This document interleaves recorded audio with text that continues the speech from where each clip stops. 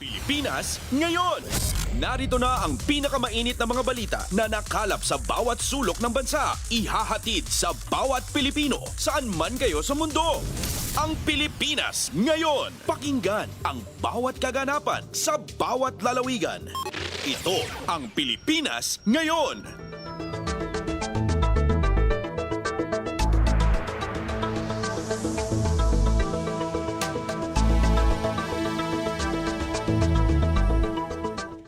Magandang araw po sa ating mga tagapakinig. Welcome po ulit sa ating programang Ang Pilipinas Ngayon. Ito po ang inyong lingkod, Steph Vicente. Samahan niyo po ako sa kabuuan ng ating palatuntunan. Tulad ng dati, mapakikinggan po ang ulat ng ating mga kapatid na himpilan sa probinsya, ang ating mga segmentong balitang negosyo at kalakalan, balitang sports at balitang artista, maging ang ilan sa mga pangunahing balita mula naman dito sa ating bansa. Yan po sa kabuuan ng ating programang Ang Pilipinas Ngayon. Mga kaganapan sa Kamaynilaan at mga kalapit na lalawigan dito sa Ang Pilipinas Ngayon.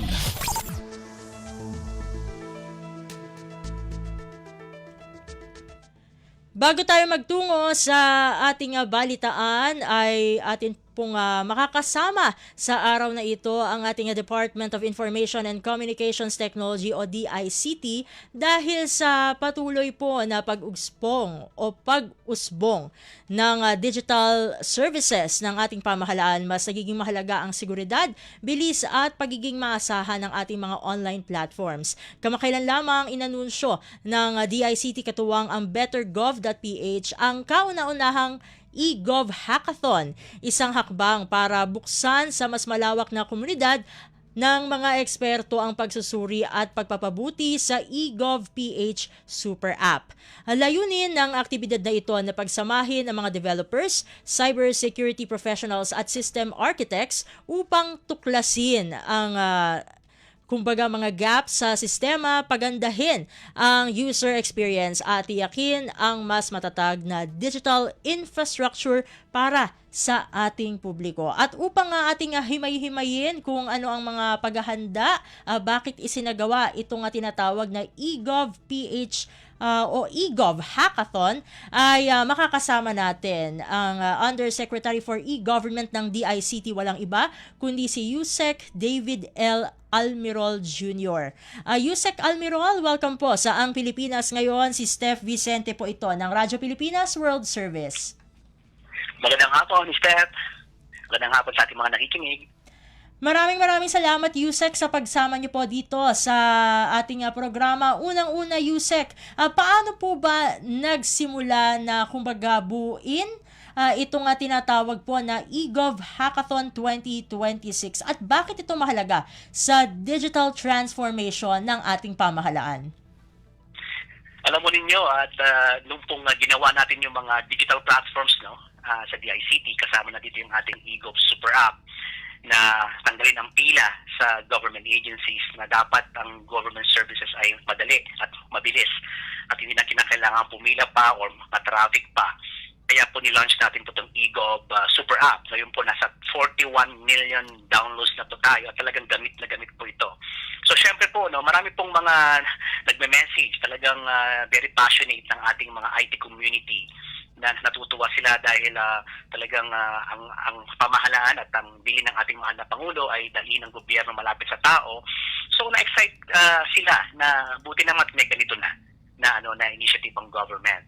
At marami pong nare-receive kami ng mga inquiry at pati po mga recommendation na bakit hindi natin dalhin ang IT community para tumulong, para tingnan, para sa ganun ay maging sustainable itong mga ginagawang mga digitalization ng government. So naisipan namin at I met with some of the IT community at talagang ako po galing po dyan sa IT community at isa po ako sa kanila. So nakita ko yung passion ng mga hindi lang mga programmers, mga cybersecurity expert, yung mga analysts at iba-ibang klase po ng mga IT professionals na talagang gusto ko nilang mag-contribute din na tumulong po sa gobyerno. So ang layunin po ng eGov Hackathon na ito ay i-open po natin ang lahat po ng platforms po ng e-government sa DICT. Kasama na dyan yung eGov Super App, yung aming eGov Cloud, yung eGov AI, yung ELGU, at iba-iba pang mga platforms na ginawa natin para po kaya nilang i-testing or pwede nilang tingnan kung talaga bang maganda pa talaga yan, secured ba talaga yan, mabigat ba yan, magaan ba yan. So napakasarap po yung feeling na kasama natin po ang IT community. At the end of the day po, kapag ito po ay maging maayos, yung implementation, na hindi lang po ito para sa atin, para po ito sa mga susunod na henerasyon. So ito po yung naisipan natin na on June, magkakaroon po tayo ng tinatawag po na eGov Hackathon. First time po ito. So napakarami po mag-a-attend po ng mga IT professionals at mga startups at pati cybersecurity experts sa event na to. Yusek, ano po ba yung mga pangunahing aspekto na tututukan po dito sa tinatawag po na eGov Hackathon 2026? Tulad po, no, tututukan po ba dyan yung mga aspects po like yung system reliability po sa eGov Super App?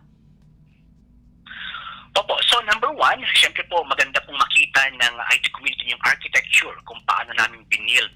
Okay, kasi syempre maraming agam-agam yung ating IT community na talaga bang matibay itong mga ginawa ng DICT or ito bang talagang ginawa nila ay secured ba talaga ito. So, pangungunahan po ng DICT eGov Office na i-open po yan para po magkaroon ng transparency at pwedeng i-scrutinize ng ating IT community yung security, yung technology na ginamit natin. That's number one. Number two ay we want also na rin to take a look kung ano ba yung pwede pang matulong ng IT community. Halimbawa, maraming mga startups po na may mga kanya-kanyang solution yan na malay natin po ay magagamit po ng gobyerno para po sa simplification ng mga proseso at para sa pampabilis, pampadali po ng buhay ng bawat Pilipino. Open na open po ang eGov Office po na tingnan ang mga available po na mga solution na yan. At the end of the day, hindi po namin kaya lahat sa dami po ng aming ginagawa kasi alam niyo naman ho, libo-libong government systems po ang aming ini-integrate sa eGov Super App. So, napakaganda kung mayroong kaming tulong din ang galing sa IT community. And lastly, napakaganda rin po yung may promote yung transparency sa ating mamamayan. Hindi kasi maganda na, kumbaga parang kami lang ang nakatago lang yung mga ginagawa namin. So, by doing so, hindi lang kami yung magsasabi sa tao na, oo nga, maganda nga, oo nga, pangit nga, oo nga, ay mahina nga. At least yan, mapapatunayan ng ating mamamayan na talagang dilihente po yung kanilang eGov Office na ino-open po yung transparency. Yung budget ba yan? Talaga bang nagagamit ng maayos yan? Yung mga cloud services ba yan? Talaga bang napupunta sa tama yan? Or nakakatipid ba tayo dahil sa ginagawa natin? Kasi alam mo, Steph, ang eGov Office po ay hindi lang namin sinisimplify ang mga proseso. Ang ginagawa namin po ay dahil kami po yung gumagawa ng mga technology at ang laki ng natitipid po natin dahil po marunong po tayo pong mag-simplify ng proseso. Kasi po pag magulo ang proseso at paulit-ulit yung mga data gathering, system, maintenance, and the like, imagine nyo po yung wastage ng pera ng ating mamamayan. So, ang eGov po ay nandito po para po maipakita sa taong bayan na kasamang IT community na because of this, we are protecting taxpayers' money. At the same time, we are uplifting the lives of the people through technology. Ito naman po, Yusek, ano po ba yung mga aral po no na nakuha po ng DICT mula doon sa naging outage po no ng eGov PH noong nitong Abril? Malaking lesson po yan kasi po hindi natin ina-expect din po yung surge ng gamit, no. Alam nyo, hindi namin ina-expect po yung volume. Nasa 41 million downloads na ngayon yung eGov. Ang problema ko dito ay nakahalo po kasi yung eGov platform sa 27 pa na other platforms pa. So kapag tumaas ang gamit ng Digital National ID, another platform po ito na ginawa ng DICT, ang pangalan niya po ay E-Verify platform. Ito po yung identity verification na connected sa 91 million na Digital National IDs natin na ginagamit po ng mga iba-ibang mga bangko, pati po GCash, Maya para sa identity verification. Pag nag-search po ang gamit doon, dumami po yung gamit doon, tinatamaan po yung buong 28 na platforms kasi nasa isang lang siya, nasa isang cloud service, no.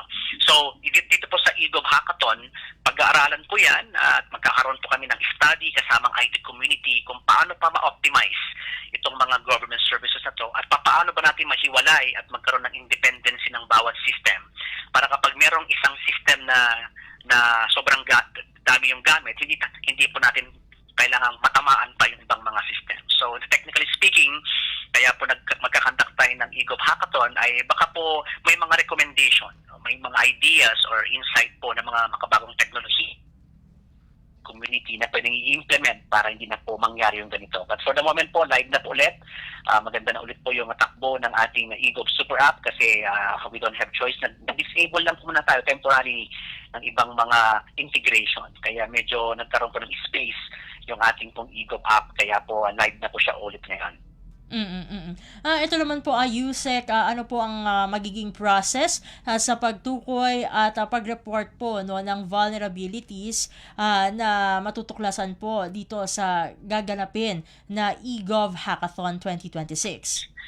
Meron po kaming paano po na maglagay ng bounty. Ibig sabihin po itong bounty ay kapag yung mga IT community ay may nahanapan po silang, let's say, yung mga vulnerabilities, maganda naman po na may mga may mga benefits po sila, no? Maybe makuha po sila as part of the cybersecurity team or hopefully po magkaroon din po ng kahit na konting budget po para po Naputo lang ating communication with Yusek Almirol. Let's call him again dahil mahalaga po ito, no, most especially doon sa mga gumagamit po ng ating eGov. Ayun. Yusek, naputol po tayo. Go ahead po. Yan. So, ang plano po natin ay ma-engage po ang IT community na magkaroon po ng tinatawag na bounty hunting. Ito po yung yung parang maghahanap ng mga witnesses, okay, ng ating mga platforms at i-report po yan sa amin at para po maayos at may strengthen po yung security.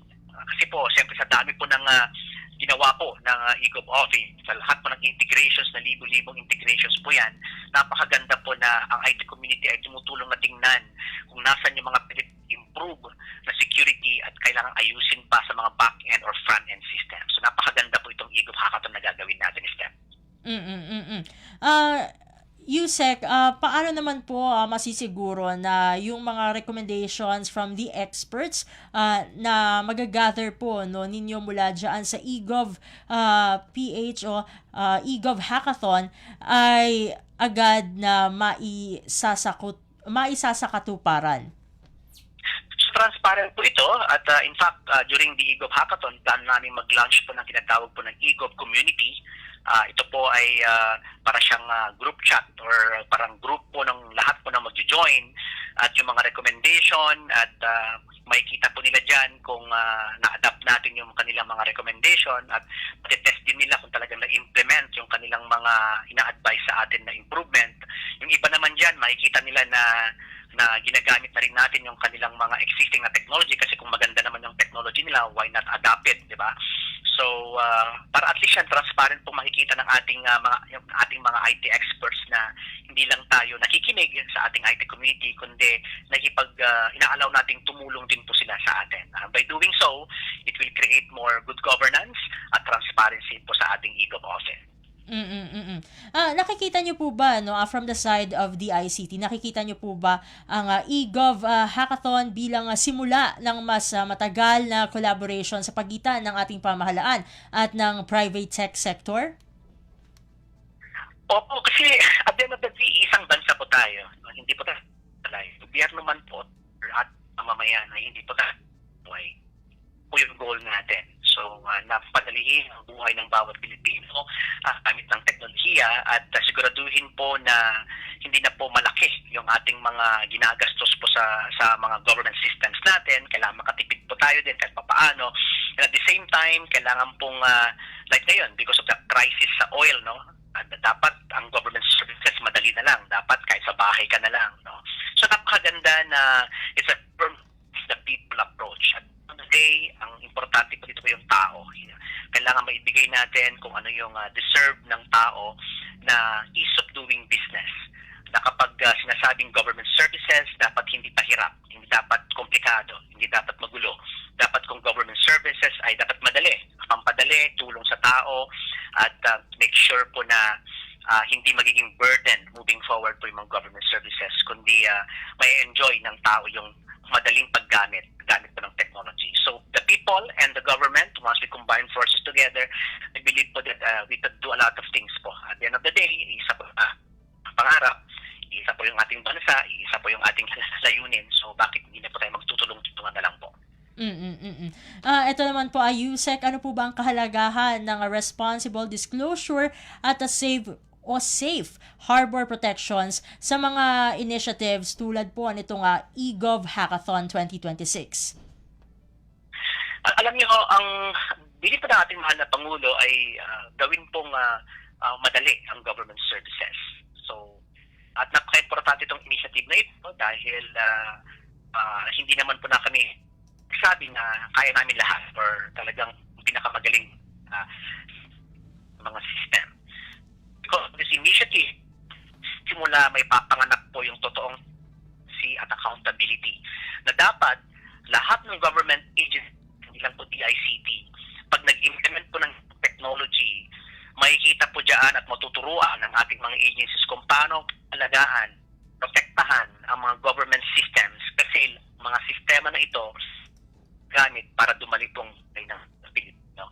So with this initiative po, hopefully yung magiging bunga nito ay pagkasanib puwersa ng IT community at gobyerno tapos sa digitalization natin. Ito na lamang po siguro, Yusek, bago ko po kayo tuluyan na mapakawalan po, no? Ano na lamang po ang inyong mensahe sa ating publiko patungkol po dito sa gaganaping eGov Hackathon at dun sa mga interesado po na sumali dito na mga tech at cyber security experts, paano po sila makakasali dito? Go ahead po, Yusek. So, inaayos na po namin yung pong lugar kung saan po gaganapin ang ating eGov Hackathon at magkakaroon po ng proper invitation po ito. Ito po buwan ng Mayo, kaya aking Ayun, naputol tayo. Subukan natin ulit si Yusek kasi mahalaga yung kanyang final message dahil dito po maalamin natin paano ba makakasali ang ating Ayun, Yusek, naputol tayo ulit. Ayun, so ano po ang tulad ng ating nabanggit kanina yung final message niyo po at paano po makakapag-register dito sa eGov Hackathon? Opo, so ito pong Mayo, we'll be launching po yung registration po ng ating eGov Hackathon 2026. Inimbitahan po natin lahat ng ating mga IT experts, cybersecurity expert po na dumalo po at sumali po kayo at makipagtulungan po kung paano natin po mapaganda pa ang mga government services na ating mga nasimulan. At huwag po kayong mahihiya na sabihin yung inyong mga gusto pong improve pa sa government services. At isa-isahin ho natin po yan. Hindi man po siguro kompleto ito, pero magandang simula po ito para po ma-improve natin ang government services gamit ng teknolohiya. At the end of the day, ito po ay para sa ating mga anak at para sa mga susunod na henerasyon. So maraming salamat po. Maraming salamat din po, Yusek, sa pagsama niyo po dito sa programang Ang Pilipinas Ngayon. Sa ulitin po, God bless po at mabuhay po kayo. Thank you po. God bless po.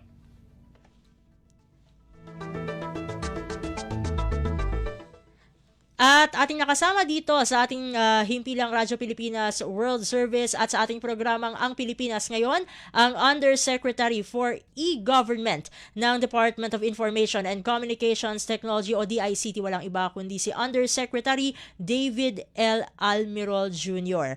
Tayo dadako na sa Malacanang press briefing na pinangungunahan ni Communications Undersecretary at Palace Press Officer Attorney Claire Castro. Narito na po ang pulong balitaan.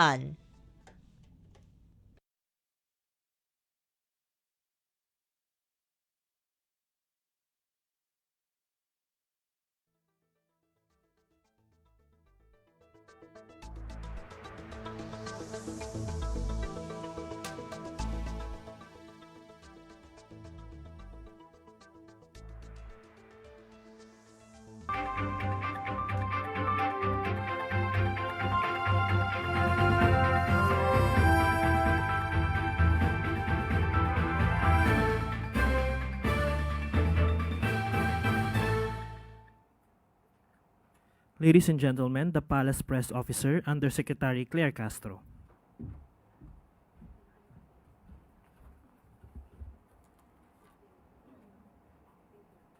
Magandang araw, Malacanang Press Corps. Mr. President, you are correct in your information that Saldico was detained by Czech authorities due to invalid travel documents. Iyan ang mariing kinumpirma ng Chargé d'Affaires ng Embahada ng Czech Republic sa Pilipinas na si Eva Tensin, kaugnay sa naunang pahayag ni Pangulong Ferdinand R. Marcos Jr. na nahuli at na-detain si Zaldico at sumailalim sa kustodiya ng Czech Republic. Ito ang naging pangbungad ni CDA Tensin nang tanungin siya ng Pangulo kaugnay sa naging estado ni Zaldico noong hawak pa siya ng Czech Republic. Walang pasubali, walang pagkakamali sa naging pahayag ng Pangulo para sa taong bayan. Kahapon, Miyerkules, nakipagpulong ang Pangulo kay Ms. Tensin at French Ambassador to the Philippines, Marie Fontanelle, kaugnay sa kaso ni Ko. Dito ipinahayag ng Pangulo ang kanyang pagkadismaya matapos na ma-release ang puganting si Ko mula sa kustodiya ng Czech Republic at nanatiling nasa Europe.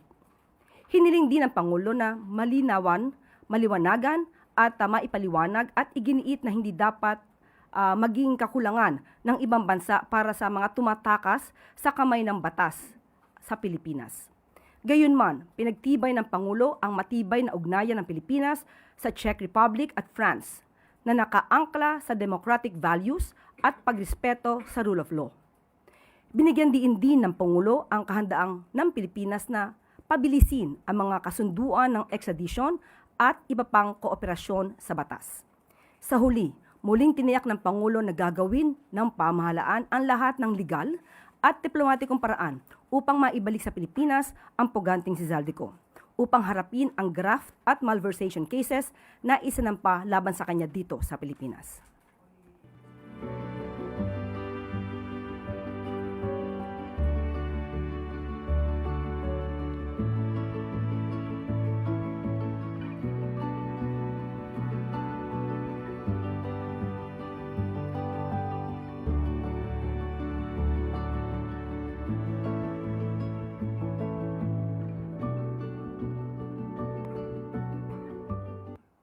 Magandang balita.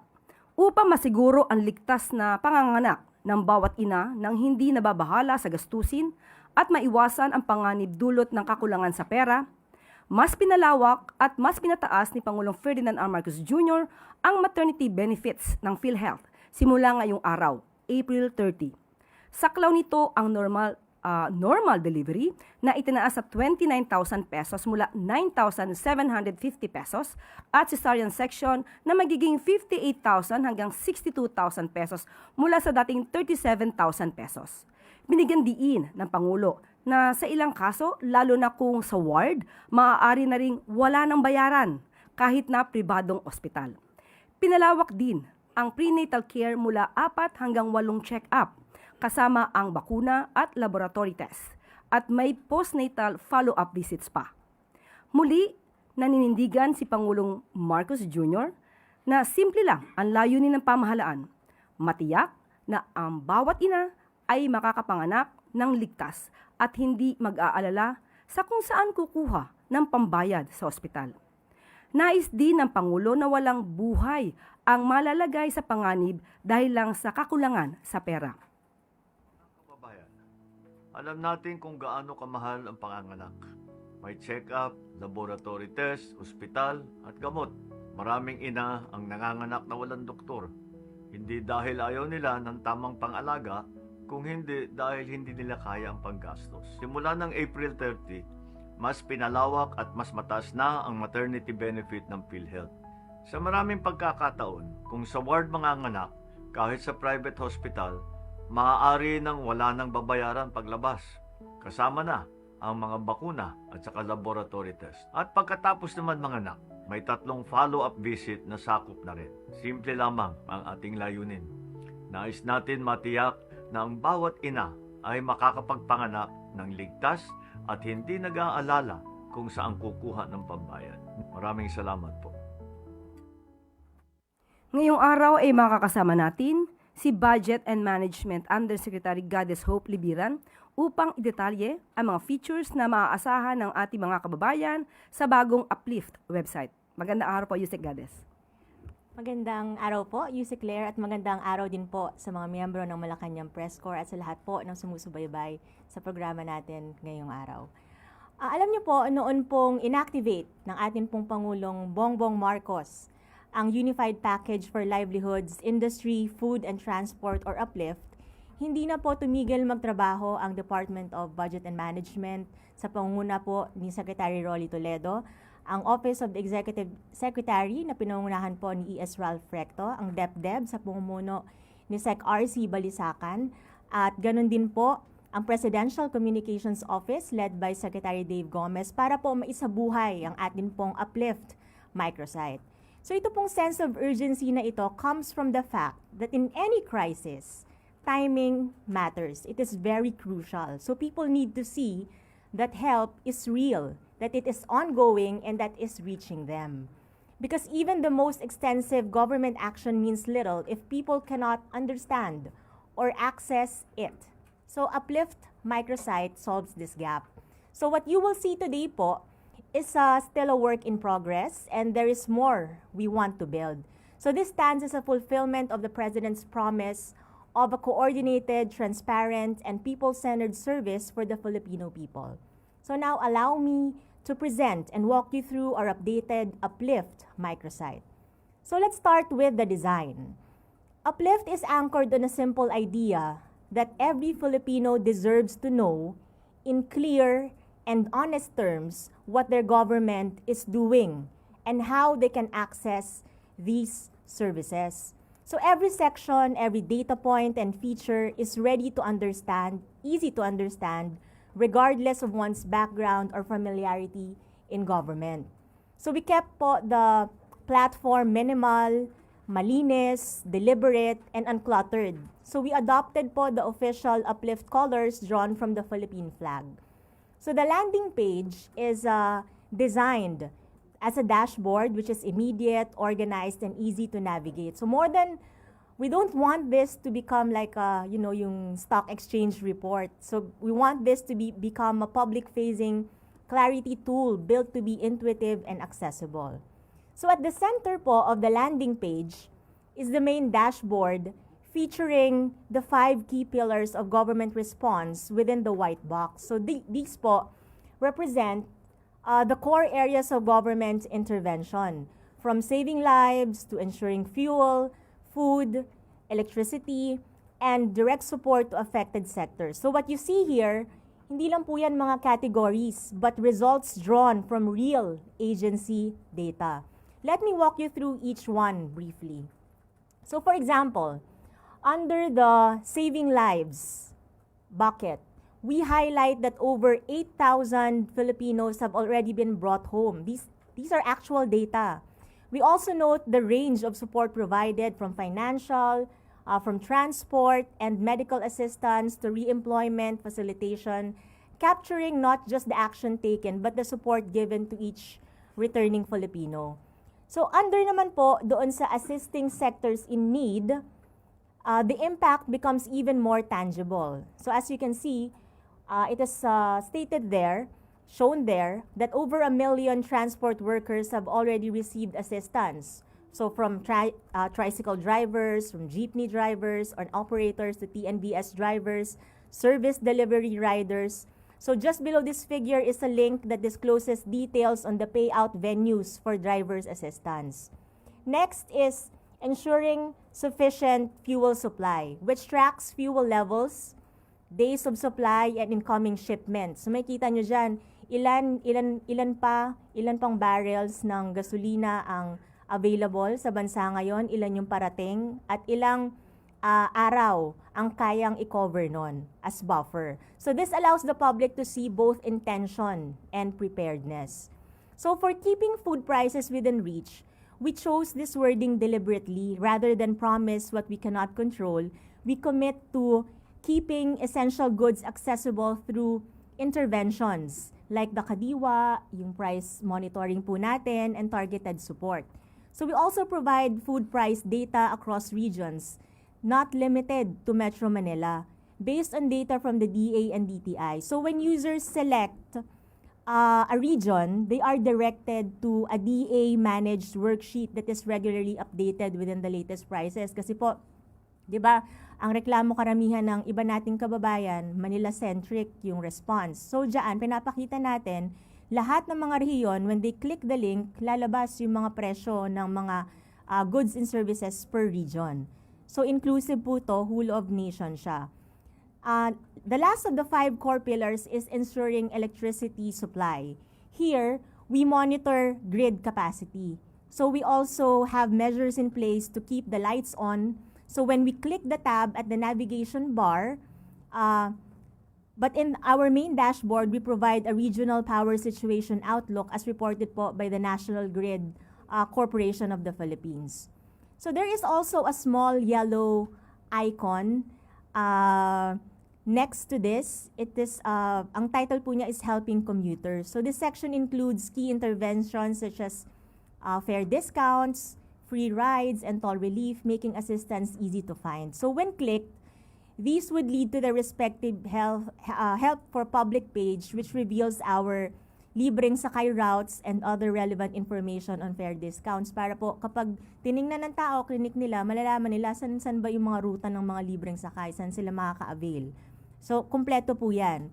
And there is also, on the right side of the landing page, you will find PBBM in action. So this is a dedicated feed of the President's own words and movements in response to the crisis, featuring po his speeches, press releases, and on-the-ground engagements. So, essentially, this microsite shows that this whole of government response starts at the top, no? And that our President is actively engaged, publicly accountable, and squarely focused on the Filipino people.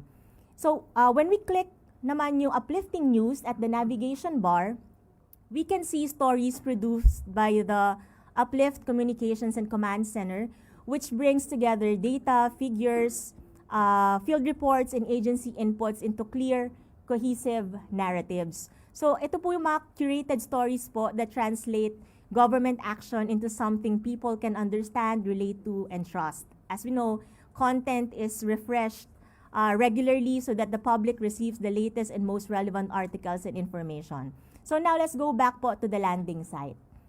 So meron po rin dyan na nakalagay yung mga energy conservation tips. Energy conservation tips. So itong section na to, just under the PBBM in action, translates DOE data into everyday actions, practical tips that empower Filipinos to save energy, reduce expenses, and be part of the solution. So below this are the logos of agencies involved in mitigating the impact of the energy crisis. So when you click on them, it will lead you to their respective sites. No? And then on the upper right navigation bar, we have the What is Uplift section, which provides a concise and detailed explanation of the initiative, what it is, how it works, and why it matters. Actually, kahit po pag chinek nyo sa laptop nyo, just click yung uplift.gov.ph. It is already up and running. Sa Contact Us, yung test site po natin, yung uplift.dbm.gov.ph, ngayon po, na-migrate na natin siya into the official site, which is uplift.gov.ph. Ayan. So, the contact, punta naman po tayo dun sa Contact Us tab, which offers a direct line to the government agencies involved. So making it easier for users to reach the appropriate agencies when needed. And syempre, dahil po tayo ay advocate ng open government and transparency and accountability, we also created the feedback tab, which creates space for participation, allowing citizens and civil society organizations and stakeholders to share their thoughts, suggestions, and concerns. So yung feedback po submitted through this section is directed towards the BBM's Public Assistance Desk, where it is reviewed and forwarded to the appropriate agency for proper action. And one feature worth mentioning is that the Uplift microsite speaks Filipino, literally. With a single click, the entire platform shifts from English to Filipino. Ayan, because we never want language to be the reason a single citizen feels left out. We also intend po to expand to regional languages like Bisaya and Ilocano, because we know that true accessibility means meeting every Filipino in the language they call their own. So, let's go to the bucket expanded tabs. Now that we have gone through the landing page, let me take you deeper into the navigation tab at the top, which contains our buckets, as mentioned earlier. So behind each of the pillars is the full breakdown of our responses pertaining to that particular sector or theme. So sumusunod po kami dun sa consistent 5-part structure or drop-down buttons that take anyone from awareness all the way to action. So number 1 is yung what the government is doing. So let's click it. First, this is our plain language explanation of the programs in place and what they aim to achieve. Take saving lives as our first example. Okay. Under this pillar, you will find out more about the government's OFW repatriation or integration efforts, the operations actively bringing Filipinos home from conflict-affected areas in the Middle East, yung mga ahensya po that are coordinating their safe return, and the programs waiting for them when they arrive back on Philippine soil. So from emergency repatriation flights to livelihood assistance and reintegration support, it is all laid out here. So the Learn More button takes you directly to the implementing agency's own page, where the full official details are laid out. So no dead ends, no runaround, just a seamless path from curiosity to complete information. Next is help for the public. So when they go to the help for the public segment, this section offers practical everyday steps that Filipinos can take to access the help available to them. So under helping commuters, for example, the platform walks you through everything you need to know about our Libreng Sakay program, which routes are covered, where to board, and what to bring. And then, syempre, meron pong beneficiary testimonials. Because, as we know, numbers tell you how many, but people tell you why it matters. This section features short videos of real Filipinos, the farmer who received our rice support, the OFW who made it home safely, and the commuter riding for free, their words, their faces, and their stories. And we also have our 4th drop-down button. We have updates and briefings, which serves as a continuously updated bulletin board for official releases, announcements, and real-time development related to the government's crisis response. So if you click these stories, you go to the some of the implementing agencies' articles or posts. And finally, where the money goes. Yan. So this presents a transparent breakdown of budget allocations, disbursements, and actual accomplishments, a no-nonsense look at how resources translate into on-the-ground results. Okay? So, ito pong microsite natin is also fully optimized for mobile. So if you check your phones, go to uplift.gov.ph for accessibility and ease of use across all devices. So it adopts a modern scroll-based layout that allows users to navigate content seamlessly in a natural and intuitive flow. So to sum it up, the Uplift microsite takes everything this administration is doing to shield Filipinos from the effects of the Middle East crisis. It shows that we are present, we are mobilizing, we are here, united, and under the leadership of President Ferdinand R. Marcos Jr., we're moving forward together with every Filipino citizen in mind. So this platform will continue to grow and improve, but we chose to make it available now so that Filipinos can already see, understand, and access the help meant for them when it matters most. So maraming salamat po sa inyong lahat. Meron po tayong katanungan mula kay Sam Medinilla, Business Mirror. Good afternoon, ma'am. Ma'am, magtatanong lang po ako regarding po dun sa kung magkano ang funds na expected na magagamit ng government kapag napasa na po yung Uplift bill at saka saan po ito gagamitin. Oh, okay. So at this stage po, the estimated funding requirement for the proposed Uplift interventions is at least 155 billion. Based po on the preliminary presentation of the Office of the Executive Secretary. However, it is important to note and to emphasize that this figure is not fixed. No? In public financial management terms, this remains a dynamic and evolving funding envelope as the final amount will depend on how much yung participating agencies can realign, repurpose or defer from their existing appropriations in order to support targeted interventions addressing the Middle East crisis. So in other words, we are not looking at entirely new spending, but rather a strategic reprioritization within the current fiscal space consistent with prudent fiscal management and in line with our whole of government efforts.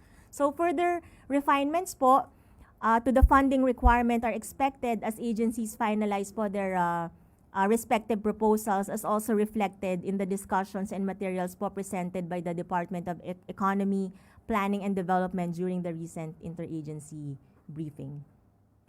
I-clarify ko lang, ma'am.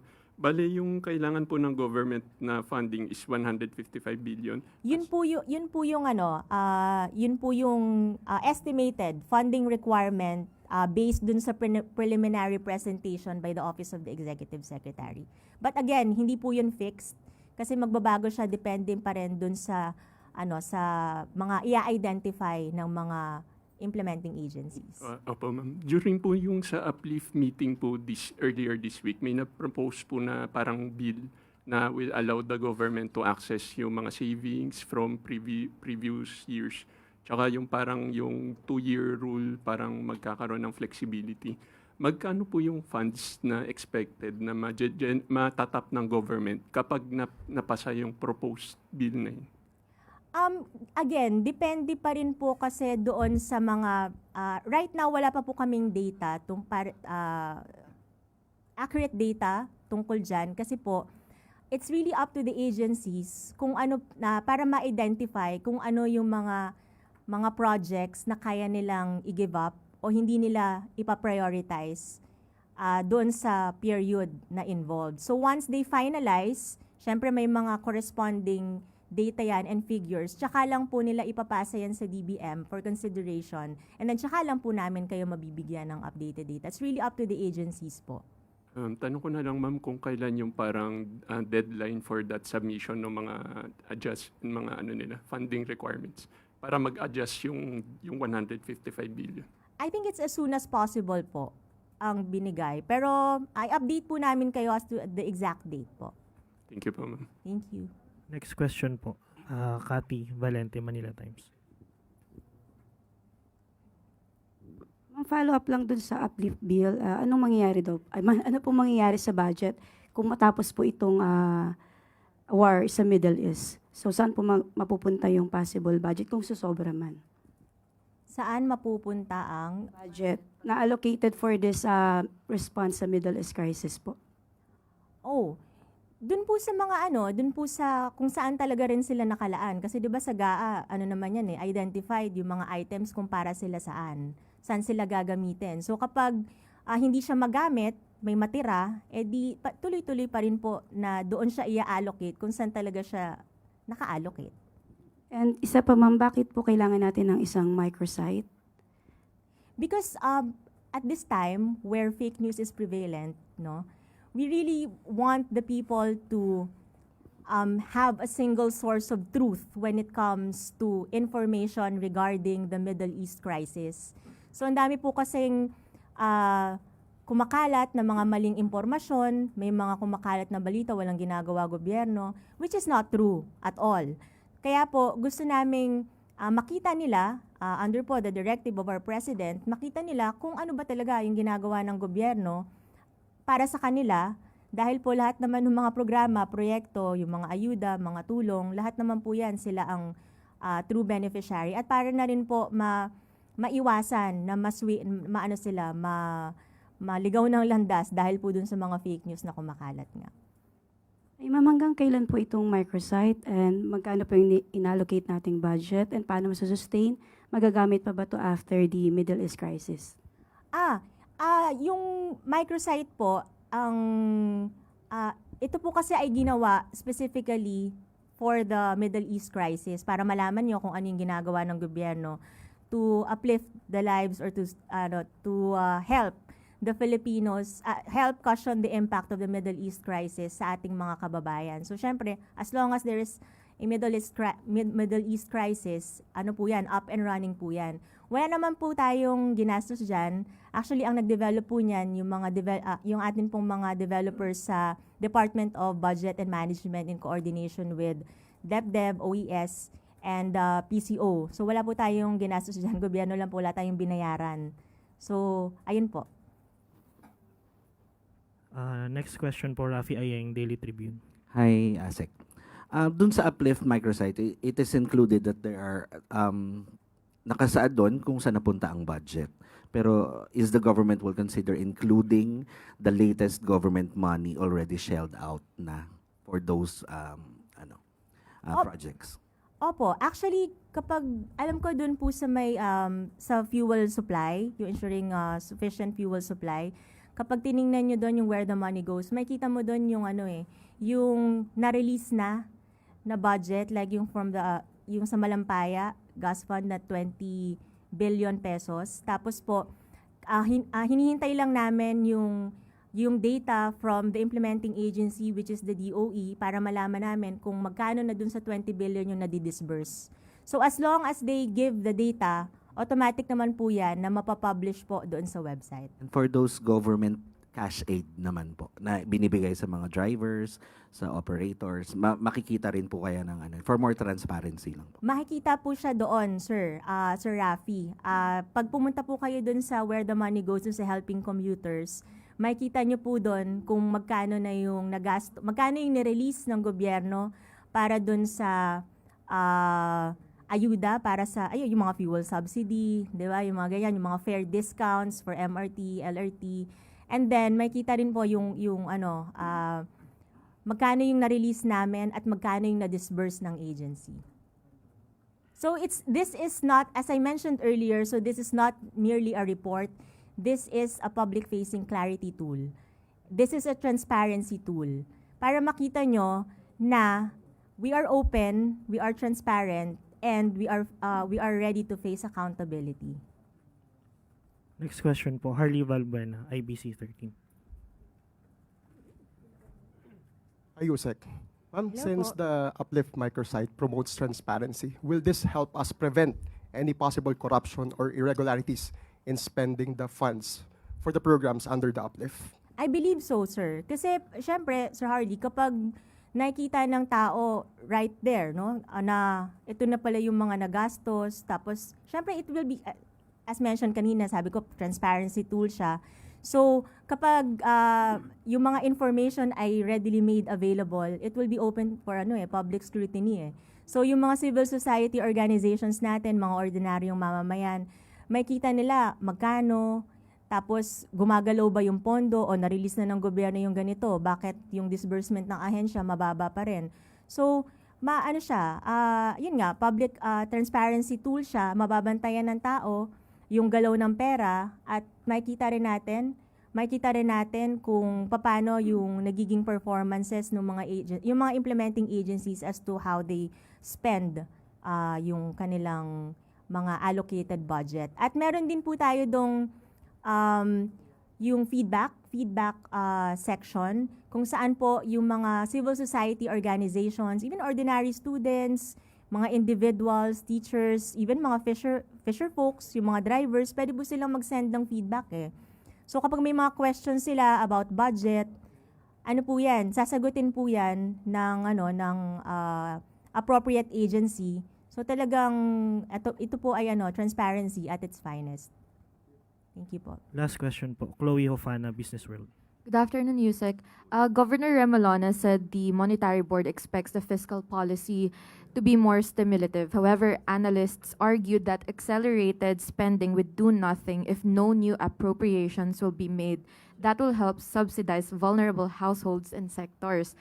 Do we have the fiscal space for new appropriations amid the suspension of excise taxes on some fuel products and subsidies?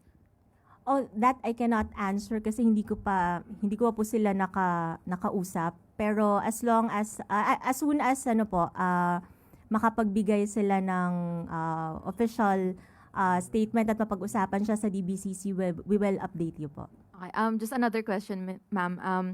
Meron na po bang update sa target setting since the levies on kerosene and LPG are currently suspended? And how would that impact revenues, and are there plans to adjust collection targets? Again, that's that will be part of the discussion po ng Development Budget Coordination Committee. So I believe magkakaroon po ng meeting next month ang DBCC at isa po yan sa mga possible na pag-usapan. And i-update po namin kayo once may data na available. Thank you po. Thank you. Additional question po. Alvin Baltasar, Radyo Pilipinas. Yusek, good afternoon po. Pahabol lang. Yusek, nabanggit nyo kanina yung ayuda. Kamusta po yung budget natin since ang dami nating sinasubsidize, ngayong tuloy-tuloy pa rin yung crisis sa Middle East. Hindi pa ba natin gagalawin yung unprogrammed appropriation?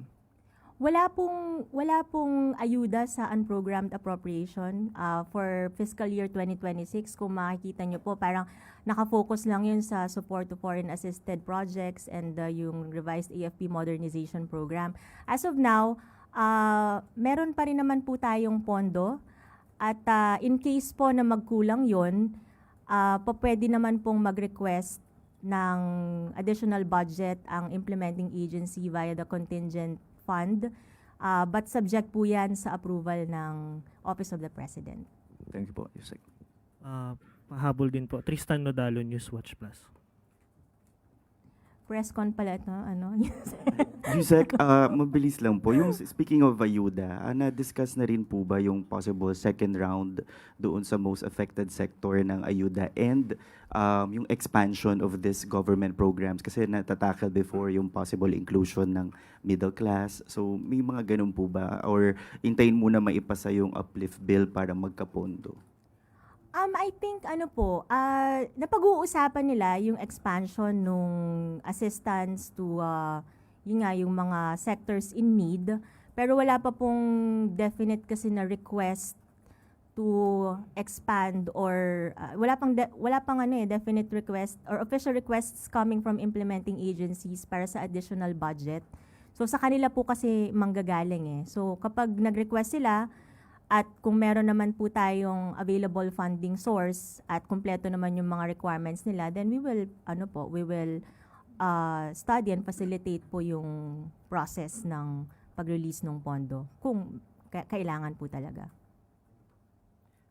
Final question po. Miss Let Narciso, DCRH. Yusek, binanggit niyo po yung depende sa request ng agency. Ang DOTR po, may request na po sila, di ba, para maipagpatuloy yung service contracting at fuel subsidy. Naaprubahan na po yun?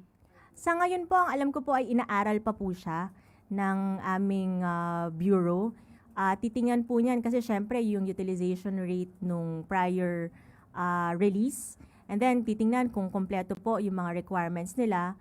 At kapag kumpleto naman po yun at kung in order lahat ng mga documentary requirements at makita yung kung paano na na-utilize yung budget, and then as I mentioned earlier, mabilis naman pong umaksyon ng DBM pagdating sa ganyan, lalo na kung meron naman po tayong available na pondong pagkukunan. Magkano po ulit yung hinihingi nila? 5 po ba or 7 billion? Allow me to get back to you po. Wala po ako nung data niya. Sabihan ko po kayo later. Yun na po ang pinakahuling tanong. Salamat po, Yusek Gades. Thank you po. Maraming salamat, DBM Yusek Gades, Hope Libiran.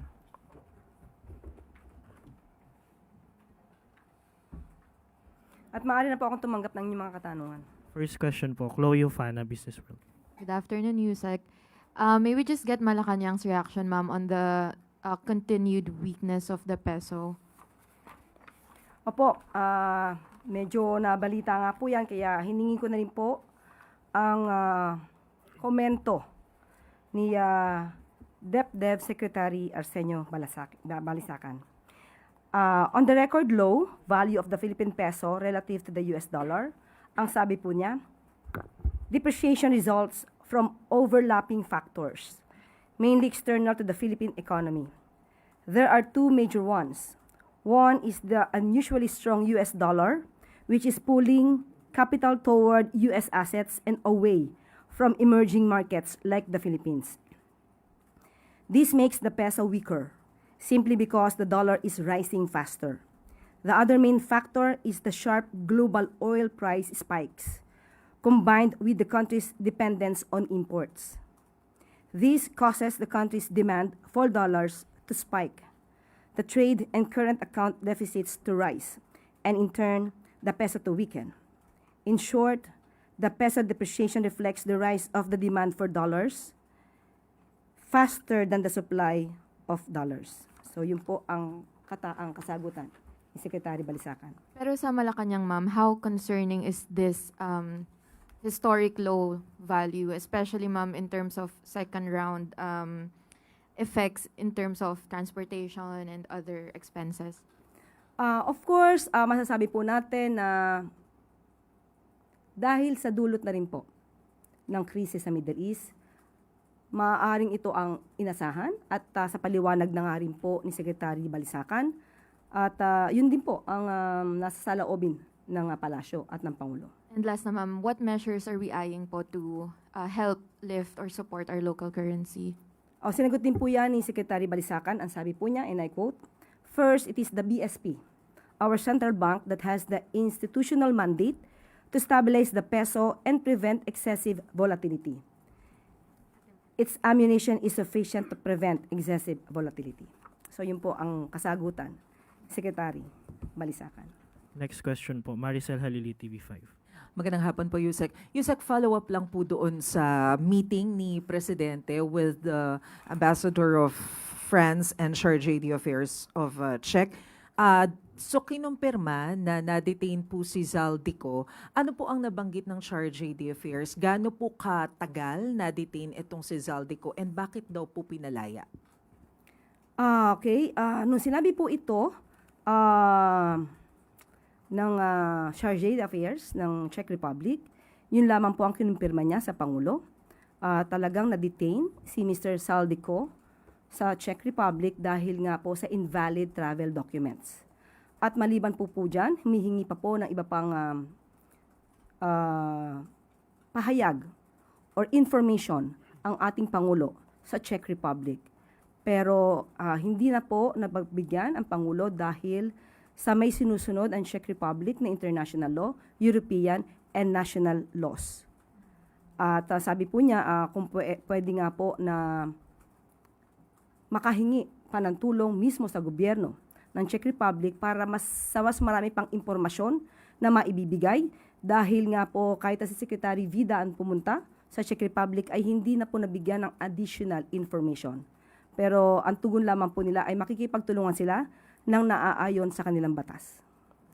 Ma'am, does the President see the need to directly talk to President Macron para mas maging madali yung pagpapauwi kay Zaldico?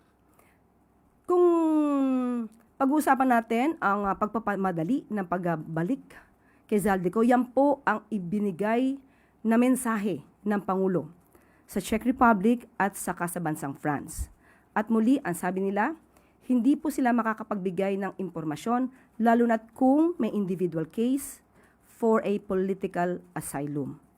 So yun lamang po ang nakuha na impormasyon natin kahapon kasama ang Pangulo. Si Pangulo ang nakipag-usap at sinabi po niya na dismayado po siya sa nangyari at very unsatisfactory yung naging result.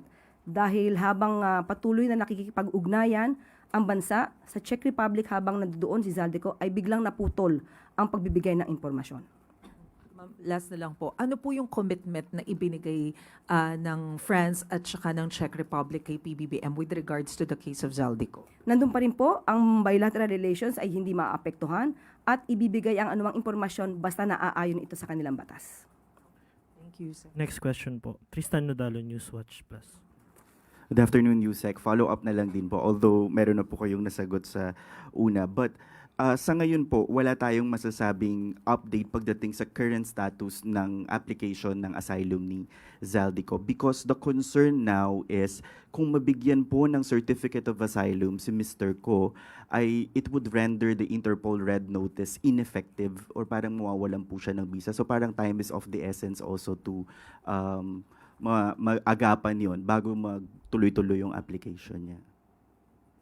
Wala pong nabanggit kahapon si French Ambassador patungkol po dyan at Kaya yung mga ibang nag-speculate at nagbibigay ng kanilang mga opinyon na bakit hindi nagbibigay ng pahayag ang palasyo, dahil yun po ang polisiya ng bansang France at ng bansang Czech Republic. So wala pong tinatago ang gobyerno. Sa mga nagsasabi na malamang na may tinatago ang gobyerno ng mga informasyon, wala po. But there's a directive from the president na puspusan talaga yung paggawa ng paraan. Kasi nga po, yun, ang wino-worry rin ng iba ng publiko is yung mawala ng visa rin yung red notice. Yes, una po niya nakausap si French Ambassador at sinabi po niya na ang bungad po ng Pangulo ay patungkol sa estado ni Zaldico na isang fugitive na dapat na merong panugutan sa ating bansa kung siya man po ay masasabing guilty dahil sa ngayon ay wala naman pong judgment patungkol sa kanyang kaso. So, naintindihan po ni French Ambassador at sabi niya po na naiintindihan niya at alam niya na pugante, fugitive, itong si Mr. Zaldico at kinakailangan may harapin na accountability. But as far as she is concerned, sinabi po niya na wala siyang maibibigay na impormasyon hanggat hindi siya authorized to say something about that. Shifting lang po to one last topic on the House Justice Panel finding probable cause kay Vice President to impeach Vice President Sara Duterte.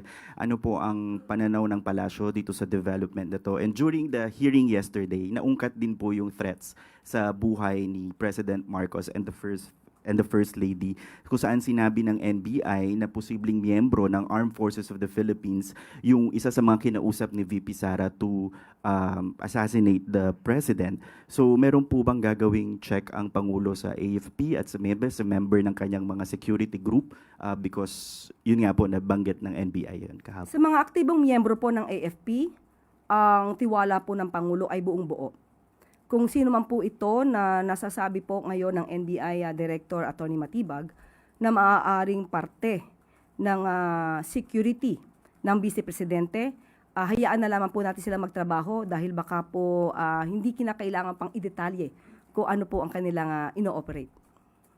Pero on the impeachment, ma'am, yung development na nakahanap ng probable cause. Yan po ay trabaho ng Kongreso. Kung nakita po natin ang boto dahil nakita naman nila sa pamamagitan ng kanilang hearing na naganap at may mga ebidensya na ipakita. So, ang pagdedesisyon nila ay naaayon naman sa kanilang mga nasaksihan. Susunod na mo tatanong po, Rafi Ayeng, Daily Tribune. Hi ma'am. Doon po sa meeting, napag-usapan po rin kaya na isama sa request yung pagpapabilis ng red notice kasi since nasa France po yung headquarters ng Interpol. Hindi po napag-usapan yan. Wala po siyang hinihiling sa bansang France patungkol po sa red notice. Ang hinihiling lang po niya sana ay makapagbigay ng mas marami pang impormasyon at ipinagbigay alam niya ang estado ni Mr. Zaldico patungkol po sa hinaharap niyang kaso sa atin. Yes ma'am. Ma'am, iniisip po kaya ng palasyo na may mga possible na offshore account si Zaldico for his continuous roaming around sa Shenzhen area? Hayaan na lang po muna natin magkaroon ng pag-iimbestiga. Hindi po kami maaari mag-speculate. Okay, thank you. Next question po from Alvin Baltazar, Radyo Pilipinas. Yusek, good afternoon po. On other matters, Yusek, yung pagpapabalikat ng subsidy sa mga consumer, naayon daw po doon sa Expanded Lifeline Rate Act kung saan sa mga electricity consumers nga kinukuha yung discount or billing para sa diskwento naman ng for peace and other sectors. Anong nakikita ng palasyo na win-win solution para dito, para patas naman kapwa doon sa mga nakikinabang sa benepisyo at on the other hand, doon naman sa panig ng mga middle income earners? Ito naman po ayon sa record ay nagsimula pa noong 2001 sa panahon ni dating Pangulong Gloria Macapagal Arroyo.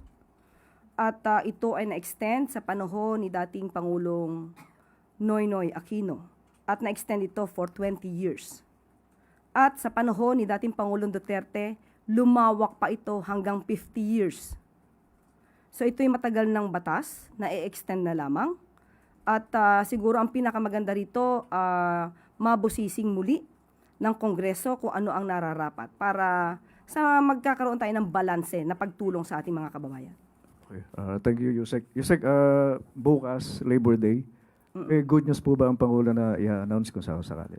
Ayoko pong pangunahan ng Pangulo. Pero meron po, Pero meron po siyang event tomorrow. any good news para sa mga manggagawa? Meron po. Ayokong i-preempt. Ayokong pangunahan. Thank you po, Yusek. Huling tanong po, Ivy Reyes, Bilyonaryo. Yusek, good afternoon po. With the identity of 9 civilians killed in Toboso Negros confirmed, the ASEAN Parliamentarians for Human Rights called out the chairship of the Philippines and said we're allowing the AFP to violate international humanitarian law. Meron po silang sinabi doon na a government that kills civilians and calls them terrorists cannot lead a region toward democratic governance. Okay, tanong ko, Ivy. Ito ba ay desisyon na nila? May decision na ba silang nakuha? Is this a conclusion? Is it already a decided situation? Or ito lang ang preliminary or initial nilang nasabi? So, as of now, alam po natin na ayon sa AFP, sa pamumuno po ni General Bronner, sinabi po niya na ito ay isang lehitimong military operations. Babanggitin ko po ang kanyang sinabi. And I quote, "The armed forces of the Philippines firmly reject claims that the Toboso encounter was an indiscriminate attack on civilians. Evidence on the ground confirms a legitimate armed engagement with members of the New People's Army, not the targeting of non-combatants. The AFP operates under international humanitarian law and strict rules of engagement to safeguard civilian lives and will fully cooperate with any lawful and independent investigation, confident in the integrity of its operations and adherence to due process." End of quote. So, sa atin po, maganda po naman talaga na mayroong mga ahensya na tumitingin at nangangalaga ng karapatang pantao. Pero sa atin, hindi po siguro dapat muna magbigay ng konklusyon kung wala pang full-blown hearing, trial, na masasabi natin na meron ng mga taong guilty sa sinasabing violation of human rights.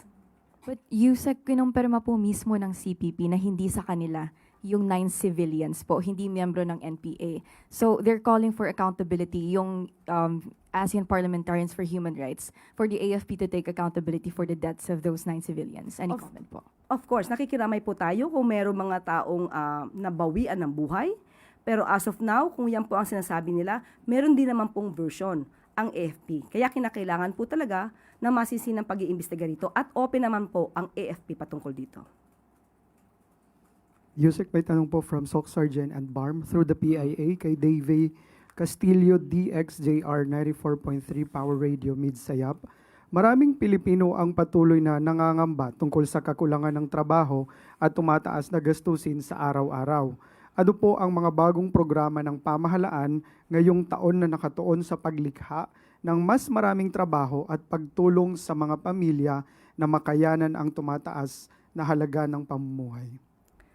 Opo, tinanong po natin mismo ang DOLE patungkol dyan at may maganda naman po silang balita. Ayon po sa DOLE, sa ngayon atin pong pinagtutuunan ng pansin ang pagpapalakas ng ating employment facilitation sa pamamagitan ng DOLE at Public Employment Services Offices sa iba't ibang LGUs.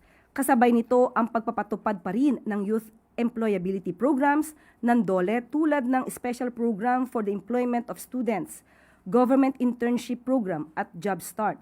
Sa mga naghahanap ng pagkakakitaan, nariyan po ang livelihood program, hindi lamang ng DOLE kundi pati na rin ng DTI at DSWD.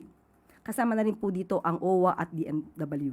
Meron din naman pong tupad na nagbibigay naman ng temporary employment. So sa ngayon, yan po ang kasagutan ng DOLE. Hindi po papabayaan ng ating pamahalaan at ng ahensyang DOLE na kayo ay manatiling walang trabaho. So kapag ka po, nakita naman po natin mga job fairs na ipinapatupad po, magbigay lang din po kayo ng oras at baka kayo po ay maging swerte na makakuha agad ng trabaho. Yun na pong huling tanong, Yusek. Back to you po. At bago tayo magtapos, masaya kayo dahil sa microsite. Maraming salamat. At na-open po ninyo. Nagpapatuloy na maging produktibo at makabuluhan ang linggo para kay Pangulong Ferdinand R. Marcos Jr. Ngayong araw ay tumungo ng ang Pangulo sa Leyte upang saksihan ang inaugurasyon ng Small Reservoir Irrigation Project sa Barangay Hibulangan, sa bayan ng Bilyaba. Malinaw ang hangarin ng Pangulo. Ang palakasin pa ang suporta ng national government sa sektor ng agrikultura sa pamamagitan ng paghahatid ng mga proyektong may hatid na ginhawa sa ating mga magsasaka. Kabilang ang Hibulangan, or rather Hibulangan, Small Reservoir Irrigation Project, sa malawakang irrigation campaign ng pamahalaan upang patatagin ang ating mga sakahan lalo na sa panahon ng tagtuyot. Sa tulong ng nasabing irrigation project, hindi na kailangan pang umasa sa ulan ang mga lokal na magsasaka para lang makapagtanim. Sa tulong ng mas malapit na irrigation projects, may pagkukuhanan na sila ng supply ng tubig. Walang patid ang produksyon, patuloy lang ang daloy ng kita. Tinatayang aabot sa 2,750 hectares ng agricultural land ang makikinabang sa reliable water supply mula sa proyekto. Kung noon ay 1 ani lang kada taon ang kaya ng mga magsasaka, ngayon ay maaari pa itong maging 2 o higit pa. Kapag steady ang supply ng tubig ng mga magsasaka, mas maganda ang ani, mas masagana ang kanilang buhay. Inaasahang makakatulong ang irrigation project sa halos 2,000 magsasaka mula Villaba, Matag-Ob at Cananga. Matapos ang inaugurasyon, bumisita naman sa Tacloban si Pangulong Marcos Jr. upang pangunahan ang turnover ng financial assistance mula sa Social Civic Projects Fund at kamustahin ang Presidential Scholars. Makakatanggap ng 200,000 pesos ang bawat barangay kung saan 100,000 ang mapupunta sa financial assistance ng mga scholars at ang natitira namang 100,000 ay para sa ibang priority projects ng barangay. Gamit ang nasabing pondo na nakalaan sa edukasyon, matutulungan din ang mga eskolar na makatapos ng pag-aaral at makamit ang kanilang mga pangarap. Layunin ng Pangulo na iparamdam sa ating mga lokal na pamahalaan ang matatag na suporta sa national government sa kabila ng mga pagsubok na sama-sama nating hinaharap. Maliban dito, personal ding sinaksihan ni Pangulong Marcos Jr. ang rice distribution sa ginanap na Eastern Visayas, Bawat Bayan Makikinabang program sa Tacloban City Convention Center. Batid ng Pangulo na noon ay matagal nang dumating sa mga LGU ang tulong mula sa national government. Kaya naman, minarapat niyang pabilisin ang proseso para ramdam agad ng mga residente ang progreso. Mula sa Local Government Support Fund, naglaan ang gobyerno ng pondo para sa Bagong Pilipinas Rice Program para tiyaking agad nakakarating ang pondo sa lokal na pamahalaan. Kapag mas mabilis ang dating ng budget, mas mabilis mararamdaman ng taumbayan ang ginhawa. Layunin din ng rice distribution program ng pamahalaan na siguruhing sapat ang supply ng pagkain ng bawat pamilyang Pilipino. Sa ilalim ng programa ay makakatanggap ang mga benepisyaryo ng 10 kilong bigas kada 2 buwan ngayong 2026. Hindi lang mga benepisyaryong pamilya ang nakikinabang sa programa dahil binibili ng pamahalaan mula sa local farmers ang dekalidad na bigas na pinamimigay sa ating mga kababayan. Maliban sa mga aktibo ngayong araw, or rather aktibidad ngayong araw, naging abala din ang Pangulo sa kaliwat ng kaganapan sa kanyang dinaluhan ngayong linggo. Lunes, April 27, ay tumungo ang Pangulo sa Roa City sa Capiz upang pangunahan ang rice distribution para sa mga benepisyaryo ng Bawat Bayan Makikinabang program. 500 pamilya kabilang ang mga mula sa vulnerable sectors at mga miyembro ng samahan ng mga magsasaka ang nahandugan ng dekalidad na bigas. Sa parehong araw din ay personal na sinaksihan ni Pangulong Marcos Jr. ang mass oath-taking ng libo-libong teachers and school heads mula Western Visayas. Ginanap ang mass oath-taking bilang pagkilala sa mga bagong promote na guro sa ilalim ng Expanded Career Progression System ng pamahalaan. Martes, April 28 ay nagbigay ng talumpati si Pangulong Marcos Jr. sa 2026 National Invention Contest and Exhibits Awarding Ceremony, kung saan ay naghayag siya ng suporta sa Filipino inventors. Sa parehong araw ay pinamunuan naman ng Pangulo ang ika-5 Uplift Committee meeting kung saan tinalakay ang mga hakbang ng pamahalaan upang pagaanin pa ang pasanin ng mamamayang Pilipino sa kabila ng nararanasang global energy crisis. Kahapon lang, April 30, ay pinamunuan ni Pangulong Marcos Jr. ang Joint National and Regional Peace and Order Council meeting sa Malacanang. Layunin na nasabing pagpupulong na palakasin ang koordinasyon sa pagitan ng mga ahensya ng pamahalaan upang mapanatili ang kapayapaan at kaayusan sa bansa. Bukas naman, Mayo 1, ay nakatakdang dumalo si Pangulong Marcos Jr. sa 124th Labor Day Disenteng Trabaho para sa Lahat program sa General Santos City. Personal din na sasaksihan ng Pangulo ang gaganaping Bawat Bayan Makikinabang program sa parehong lungsod. Bilang pagtatapos, sa kanyang araw ay nakatakdang tanggapin ni Pangulong Marcos Jr. sa isang courtesy call ang current President ng Olympic Council of Asia, His Excellency Sheikh Johan bin Hamad Al Thani.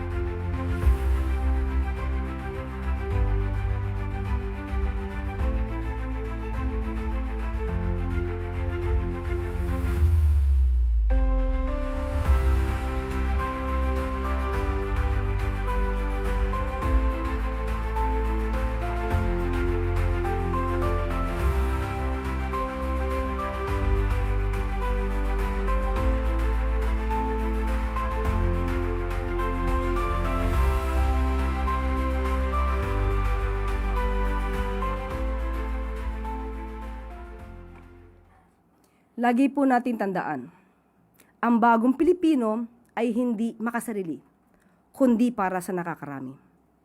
At dito na po nagtatapos ang ating press briefing. Magandang araw para sa bagong Pilipinas. At inyo pong nasubaybayan ang Malacanang press briefing na pinangunahan ni Communications Undersecretary at Palace Press Officer Attorney Claire Castro. Tayo diretso na po sa ating mga balita mula sa probinsya para sa regional news. Balita mula sa lalawigan sa bawat rehiyon ng ating bayan. Dito sa Ang Pilipinas Ngayon. Dumako muna tayo sa rehiyon ng Luzon. Water Search and Rescue sinalay sa lungsod ng Lawag. Ang kabang ulat ihahatid sa atin ni Jude Pitpitan mula sa Lawag. Naiyuswat dito syudad Dilawag ti sabali man na bansa na dagiti nag-training para iti Water Search and Rescue babaan ti panangitan do ti City Disaster Risk Reduction Office. Nakitabunot ti nasurok o patapulo kadwa nga partisipante ngem gaputad ti physical exam ang Philippine Coast Guard Standards ada tinabati laeng nga 18 ang nagtuloy. Malaksid ka dagiti lecture nga iuswat ditoy adan to pa iti actual training ije baybay no Biyernes ken Sabado. Inbaga ni Mayor James Brian Alcid anasita ken dakalabanag dito syudad ti training kapot masapol na sanayan ti kapabilidad ti responders kas panagsagsagana kadagiti kalamidad. Kuna ni Alcid agapot ti panangi prioridad dati alisto response pimaspas ken imornos ti panagresponde no adda ti disgrasya wenno didigra. Manipo dito syudad Dilawag, Jude Pitpitan para iti Radyo Pilipinas World Service. Balita mula sa lalawigan sa bawat rehiyon ng ating bayan. Dito sa Ang Pilipinas Ngayon. Inyong napakinggan ang ulat ni Jude Pitpitan mula sa Lawag. Puntahan naman natin ang AGOO, unang batch ng mga scholar ng Agro Entrepreneurship NC2 ng TESDA RTC La Union, matagumpay na nakapagtapos. Narito si Glenda Sarak para sa balita. Balegi ang nakaturpos ti 10 katalo at vet scholars iti Agro Entrepreneurship NC2 qualification iti TESDA Regional Training Center wenno RTC La Union. Dagito yung scholars kat beneficiaryo ti Training for Work Scholarship Program ken nasertipikaran dagitoy kas competent. Banag adakkal a balegi iti inisyatibo ti TESDA RTC La Union para iti agricultural sector. Naipasidong da iti naingat a panagsanay manipod Pebrero aginggat Abril. Pasati highlights ti panagsanay da iti industry mentorship no sa dino sinaruan ida dagiti successful a local agripreneurs tapno masursuro da dagiti realidad iti negosyo iti agrikultura. Kalpasan na nangangay da iti trade fair iti unad ti institusyon anang suportar kadagiti mannalon. Kasaruno ti panagturpos da nakasagana itanti sa 13 a graduates amang ipastag iti bukod da nga agricultural enterprise. Manipod ago o La Union, Glando Bakungan, Sarak, Parita Radyo Pilipinas, World Service. Balita mula sa lalawigan sa bawat rehiyon ng ating bayan. Dito sa Ang Pilipinas Ngayon. Inyong napakinggan ang ulat ni Glenda Sarak mula sa Agoo. Dadako na tayo sa Kabisayaan. Stable internal peace and security status idineklara sa bayan ng Arteche, Eastern Samar. Ang detalye ng balita ihahati naman sa atin ni Daisy Belizar mula sa Borongan. Dengan ang ika-75 nga anibersaryohan bungto, opisyal na nga igindeklarar ang Arteche Eastern Samar nga may ade stable internal peace and security status. Ini nga kadaugan in resulta ng dedikasyon ng lokal nga gobyerno, kasubong ang Armed Forces of the Philippines, Philippine National Police, ng Department of the Interior and local government. Ginpamatud-an hini nga estado nga ang Arteche in Morayaw, Mahimyang, ngan talwas na nga lugar hapag uswag. Gintambungan na nasabi nga okasyon ng mga dagkang opisyalis. Sugad ni Brigadier General Arlino Sinday Diego han 801st Infantry Brigade, DILG Provincial Director Engineer Jesus Jeremy Bagares, ngan Major General Peter Borgonio han 8th Infantry Division han Philippine Army. Diri lay ni selebrasyon han kasaysayan kundi usa nga pasarig parin mas morayaw ngan mas mainuswagan nga kabutang parahan nga tanan nga Artechehanon. Tika nga Borongan City, ini Daisy Lalosa Belizar para Radio Pilipinas World Service. Balita mula sa lalawigan sa bawat rehiyon ng ating bayan. Dito sa Ang Pilipinas Ngayon. Inyong napakinggan ang ulat ni Daisy Belizar mula sa Borongan. Puntahan naman natin ang Sogod, centenarian sa bayan ng Tomas Opus, nakatanggap ng cash gift mula sa provincial government ng Southern Leyte. Ang kabong ulat ihati naman sa atin ni Ruel Bugnos. Ang provincial government sa Southern Leyte pinagi sa Provincial Social Welfare and Development Office kung PSWDO naghatag og cash gift sa usa ka centenarian sa lungsod sa Tomas Opus kanedtong Abril 28, 2026. Ubos sa centenarian benefit program sa PSWDO, nakadawat og 50,000 pesos nga cash gift si Nanay Gertrudis Lucena nga residente sa Barangay Maslog. Ang probinsya sa Southern Leyte mihatag nini nga mga pasidungog isip pag-ila sa talagsaong nga milestone ni Nanay Gertrudis sa pagkabot siyang usa ka katus ka tuig nga pagkinabuhi. Nakadawat usab sa susamang ayuda si Fabian Casulya gikan sa Barangay Bungkayan sa lungsod sa Macrohon. Kini nga paghatag og cash gift dili lamang usa ka seremonyas kundi usa-usab ka dako nga pasidungog sa kalig-on. Kaalam og espiritu sa ato nga mga katigulangan nga nagsilbing saksi sa dagang henerasyon. Ang kinabuhi ni Nanay Gertrudis usa-usab ka ehemplo sa paglahutay og hilom nga kusog nga naghatag og mabilinhong kontribusyon sa iyang pamilya ug sa tibok komunidad sa Tomas Opus. Ang provincial government sa Southern Leyte nagpadayon sa ilang tinguha nga pasidunggan og saulugon ng kinabuhi sa mga centenarians isip timaan sa lawom nga pagrespeto ug pasalamat sa mga tao nga nakatabang sa paghulma sa kasaysayan sa probinsya pinaagi sa panahon. Kini nga mga programa nagsilbi usab nga inspirasyon sa mga batan-on nga padayong higugmaon ug atimanon ang mga katigulangan sa ilang dapit. Mula sa Radyo Pilipinas Sogod, ito si Ruel Bugnos para sa Radyo Pilipinas World Service. Balita mula sa lalawigan sa bawat rehiyon ng ating bayan. Dito sa Ang Pilipinas Ngayon. Inyong napakinggan ang ulat ni Ruel Bugnos mula sa Sogod. Dumako naman tayo sa Mindanao. 500 solo parents kasali sa culmination activity ng Solo Parents Week. Ang kabong ulat ihahatid naman sa atin ni Ryan Carbon mula sa Cagayan de Oro. Mikabat sa 500 ka solo parents gikan sa nagkadaiyang barangay ang misalmot sa culmination sa Solo Parents Week kon kaagapay solo parents pa nagtigom sa City Tourism Hall.